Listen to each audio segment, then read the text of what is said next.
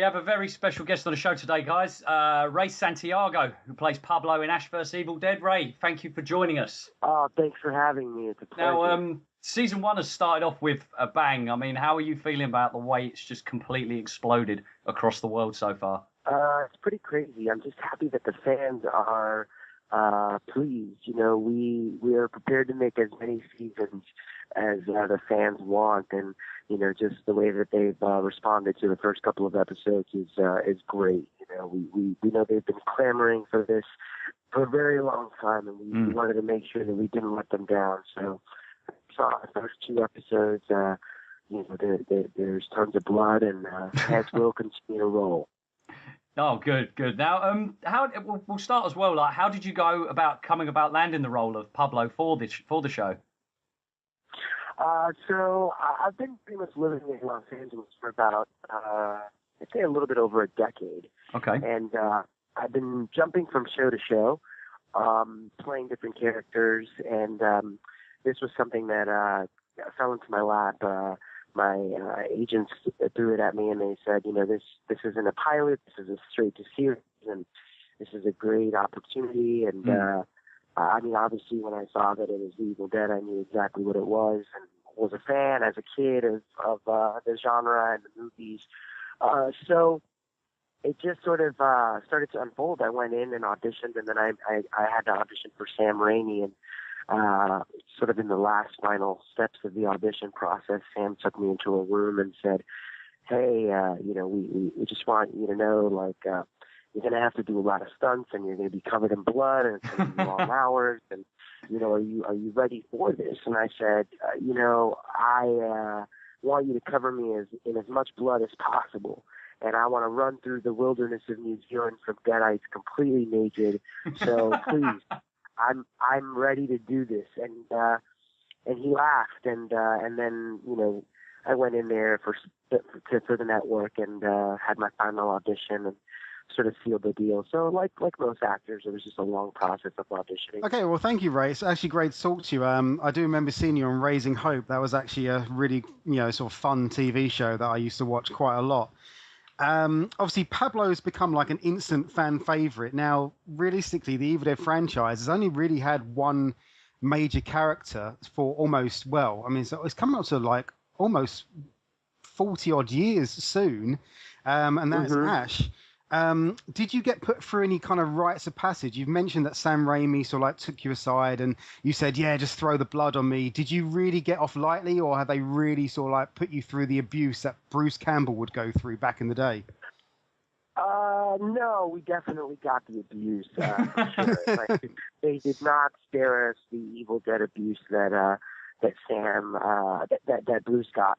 You know, we put all the characters on the show through the ringer. We're all in a bloody blender of situations. But I think the most important thing was that when they were searching for people to play these new characters, they wanted to make sure that they each had a quality that was as strong as you know, Ash, and could not just be what Ash was, but bring something else to the table. And I think that Pablo is the heart and good conscience of, you know, this monster fighting squad that you know, watch form. And, you know, Kelly, Dana DeLorenzo, is the brains of the operation, and Ash is ultimately the muscle.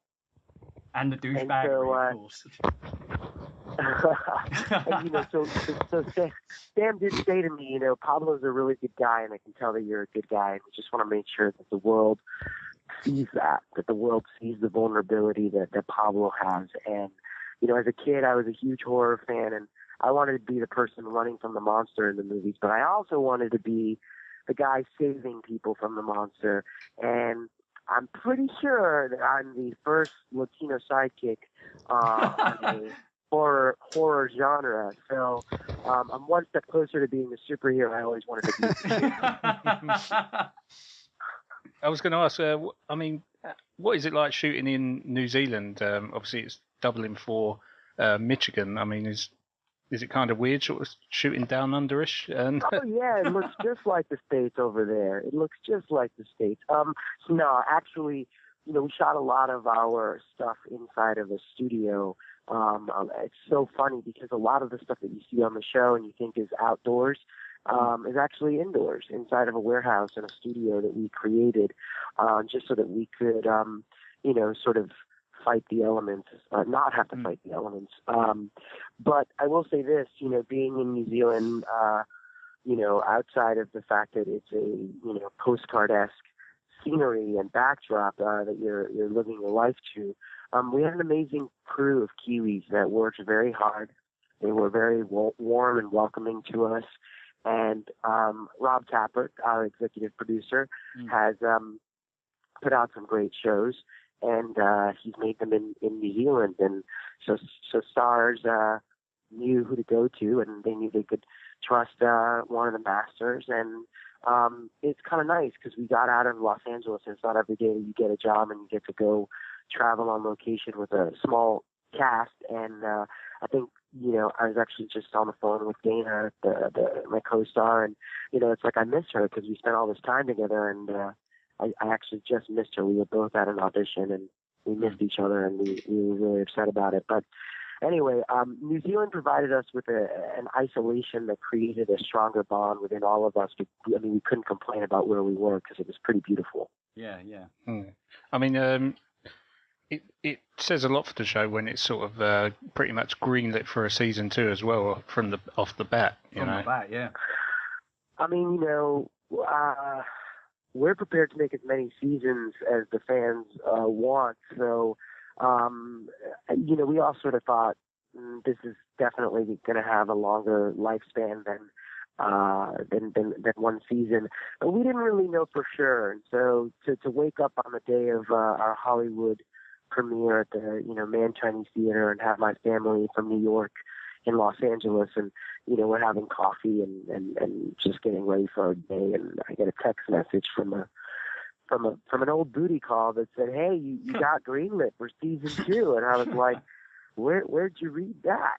And I got the link, and it was like, "Oh, season 2," and then I got to share that with my family, and I looked at my mom's eyes, and she was crying, and I was doing my little victory dance, and it's just it's a good thing, to be an actor and to have a permanent home for a while, because you just sort of you play the role of a gypsy jumping from show to show trying to find a job, and I get to tell Pablo's story a little bit longer, and I think audiences will like that, and they will like the fact that all of us get to tell our stories a little bit longer. I mean, we're basically giving life to the Evil Dead. Well, that's why the Evil Dead fans are hardcore, and they've been here for 30 odd years, and they're not going anywhere. So the show is amazing, and the fans are not going to go anywhere. So you could be making these for a very long time. A very long time. Yeah. I don't have a problem with that. Like I said, the job that I have, if you want to call it that, a job, is so much fun. We run around covered in blood, and we do all these amazing stunts. And I think our show is so unique because there's nothing like it out there. It's this cult classic comedic horror. It sort of was, Sam sort of created this genre in the 80s, and we're bringing it to everybody's homes, and we're bringing that sense of nostalgia that the films had, but we're also bringing something new for the next generation of viewers with all the new kids on the Evil Dead block with myself and Dana and Jill, and I also feel like our show you can't compare it to anything else because it doesn't take itself seriously, and it's a half-hour comedic horror, and I don't think that there's anything like that on television now.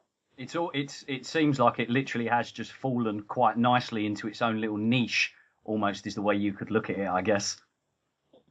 And it's just great because they obviously they knew what they were doing, and they knew that people would want it and love it, but to see that it's been well received and falling into place, as you said, it's really I'm just really grateful that people are still really loyal to this franchise, and that other people would be open to watching it. My mom's in her late 50s, my sister's 21, and they both were like, you know what, we would watch this show even if you weren't on it. If we discovered it, we would watch it. So I think there's something there. I think it comes from the initial kernel that came from, you know, Rob, Sam, and Bruce coming together when they were in their 20s and saying, let's make a piece of art, let's make something. You know, I'm a New Yorker, I'm an actor, I'm an artist, and you know, I grew up trying to make art, and these guys did it. They took a chance, and this is a perfect example. If you make something, it can sort of live forever. Yeah. Now, talking about, like, saying doing Ash vs. Evil Dead for a long time, me, Sam, and Steve have discussed now, when it comes to the Evil Dead franchise and when it comes to Ash himself, he's always looked at as quite the lonesome hero. Now seeing as everybody was asking for that fourth movie, but obviously they decided to take it into the TV side of things, which, in my honest opinion, I think was the better option because it's opened things up more and it just seems more approachable to fans as well. Now, when obviously you got yourself the role of Pablo, how did you prepare yourself potentially for becoming a sidekick practically for our lonesome hero Ash? And how exactly did you do a lot of research into it, or how exactly did you prepare yourself to, because as far as a fan would say, from my point of view, all eyes are on you almost in the show because we've never seen someone or even Ash become very sort of close to, exactly, yeah. And it's very, I played the only companion that I've ever seen Ash take to was from a computer game, and that happened to be Sam Raimi's brother Ted Raimi that played Sam in Evil Dead Regeneration, and that worked really well. But a lot of people still see Ash as a lonesome hero. So did you do much research, or how do you even take it show by show, thinking like, oh God, I've got to make sure that people are enjoying seeing this new companion with Ash? Well, I think, you know, there's something that each of us brings to the table. And, you know, Ash, you know, I idolize Ash, and Ash, I don't want to be like Ash, but through idolizing him, I was discovering the man that I wanted to be as Pablo. And so I just tried to absorb that and let that lead the way, you know, and follow the leader. But also I think that we bring something to Ash that you've never seen before, which is humility. And he gets to care for people, and you've never really seen him care for anyone. And so now he has something more that's at stake to lose. And whenever you witness someone, you know, have something to lose, you're invested a little bit more in what happens. And I think that, you know, you want to see the evolution of Ash and does he care for other people. But mostly I just tried to follow the leader and let the relationship between Bruce and I as actors, I would, you know, try to like learn from him and just absorb everything. I sort of let that sort of parallel, and I drew from that. I also tried to, you know, for myself, I think that Ash is a character that we had never seen before. I also think that Pablo is a character that we've never seen before. I think we've seen lots of portrayals of Latino males on television shows, but we've never seen it in this way, in this comedic horror form, but also this guy who you don't really know much about yet because you haven't seen all of the episodes, but, you know, he really wants to be somewhat of a hero, and he wants to leave his mark on the world. And as Ray, at a very young, early age, I knew that I wanted to do the same thing, and leave my mark on the world. And so both Ray and Pablo, they want the world to remember them in a positive light. And I just tried to let that be the guiding force and try to be true to the character that Sam said he wanted to see, which was, you know, the heart and good conscience of the show. So I knew if I was there to support Ash and help Ash, that people would ultimately side with me because they're sort of witnessing it through my eyes, if that makes any sense. Yeah, definitely. I can agree, yeah. You said you were like a horror movie fan. I mean, can I ask, what kind of horror films were your favourites then growing up? Obviously, you said that you liked The Evil Dead, and that is there I I loved Nightmare on Elm Street. Oh, yes. I loved My wife's the favorite. Nightmare on Elm Street franchise was, one of my favorites. I used to pretend like Freddy was coming after me when I was a kid. I loved it. Jesus Christ. But I used to set booby traps in my house, all around the house, and my mom would get pissed because she'd trip over a fishing rod, wire. Definitely got a little bit of ash inside you. Yeah. Yeah.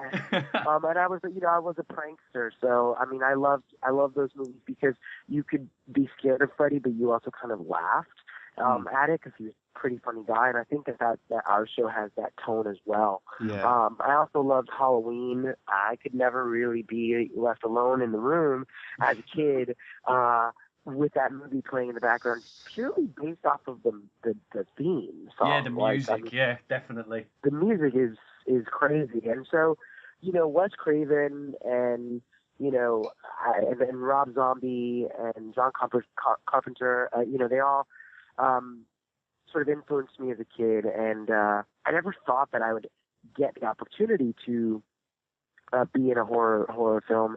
I always, you just don't think that, but now it's the thing that people want. And when I was a teenager, I made a horror film with my buddies from school, and it's just so funny that now I'm an adult and that's what I'm doing. So, somehow I think I knew that this was my path. I just didn't think that it would actually happen.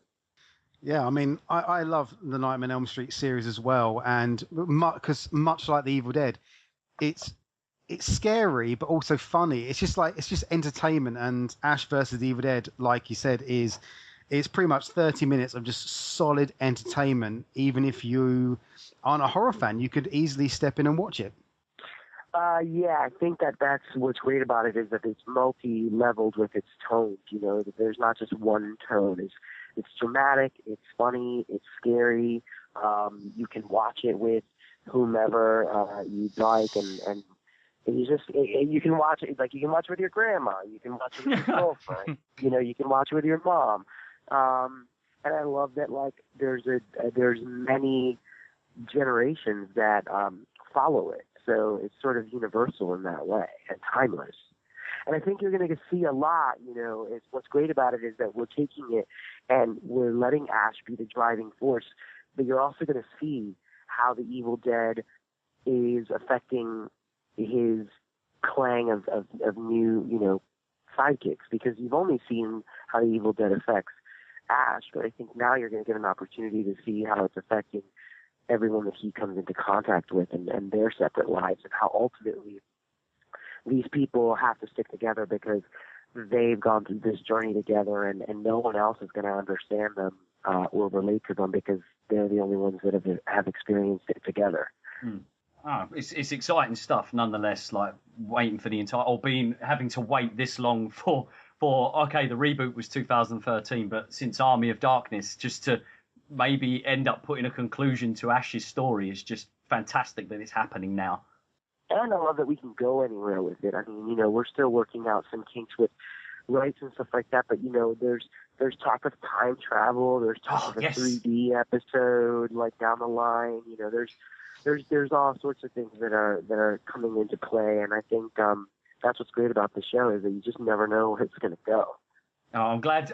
Before I ask this next question, I'm so glad that you mentioned time travel, because that's been on the tip of my tongue throughout the franchise for so many years now.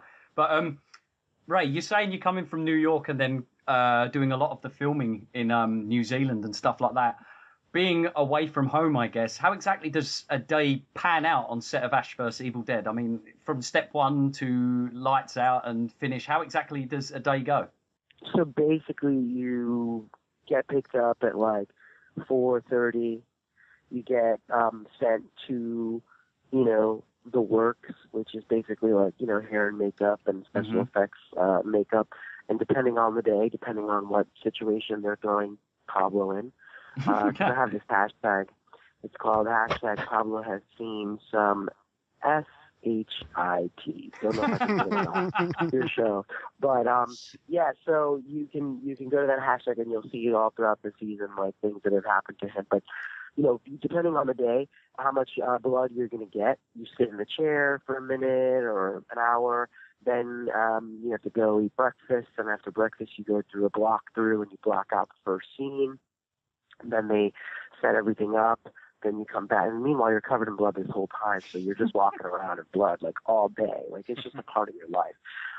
You shoot some scenes, you go to lunch, you hang out with some Deadites, then you go shoot another scene, and then there's a scene that you're not in, so you have some downtime, and you go to stunt training for the next episode, and you learn how to shoot a gun, or you learn how to do a backflip in a harness, and then you go shoot another scene, and then you go chill in your trailer again, and you have 20 minutes, so you take a nap, and you wake up with your face glued to the pillow because the blood is now stuck to the pillow. Then they say you're wrapped for the day, we're going to do that scene tomorrow, and then you have to kick off all this blood, and there's just footsteps of blood all over your trailer, and somebody takes you home, you go home, you pop in a horror movie just to keep the, vibe going. Because that's what I did. I have a beer, I run my lines, and then I wake up and I do it all over again, And, that's pretty much what we did. But we moved really fast. We went from shooting a pilot in 22 days with Sam, because the pilot's almost twice as long as one episode. And Sam really wanted to sort of build the infrastructure for us to just be free and be solid. And then after those 22 days, we started shooting our episodes in 5. So it was sort of like Evil Dead on speed and running really fast and just taking chances. If I had an idea, because I knew that these guys, made this franchise off of just instinctual actions and just going for it. If I had an idea, I knew I probably was only going to get, tops 2 to 3 takes or whatever. If it was going to be a crazy scene, I'd just do it. And then if we got a chance to do it again, I'd do it differently. I'd do it cleaner or whatever. But I never held back because I knew that you probably only had one shot. So, we were on time constraints. So a lot of times it's like, we don't have time to clean you up completely, so we got to go again, or we're only going to do it once. You know what I mean? Yeah. All right, Ray. It's been fantastic having you on the show. We'll let you get back to your day now. We really appreciate you coming on, taking time talking to us and giving us some pretty great stories. We'd love to have you back in the future, to talk about, like a season 1 wrap up and talk about season 2. Oh, for sure, man. Any time. I'd love to. I just want you to know, Pablo definitely, he definitely goes through some stuff this season, and towards the end of season 1, I just think something happens to Pablo that shouldn't no man should ever have to go through. So you're going to have to tune in to see how he gets through it, because he's got to get through it. He's got to be there for Ash. But I just want to say we have an incredible team.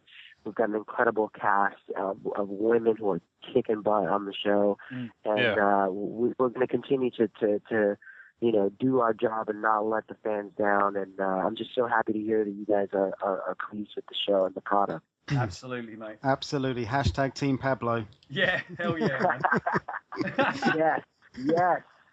Well, yeah, please. And I encourage your listeners to follow me at Real Ray Santiago on Twitter and Instagram, and give us a shout out with any questions, comments, or ideas that they want the Evil Dead family to look at.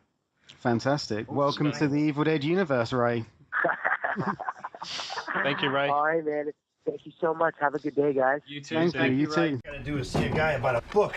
There must be some spell I can say to undo all this. The other first thing I gotta do is some cardio, because my heart is jackhammering like a quarterback on prom night. Here's the plan. We bust in there, fight through the carnage, let the boomstick do the talking. Things get hairy, use your bottle.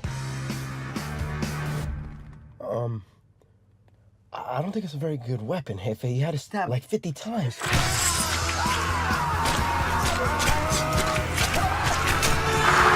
I was sharpening it for you. Now, come on. You ready?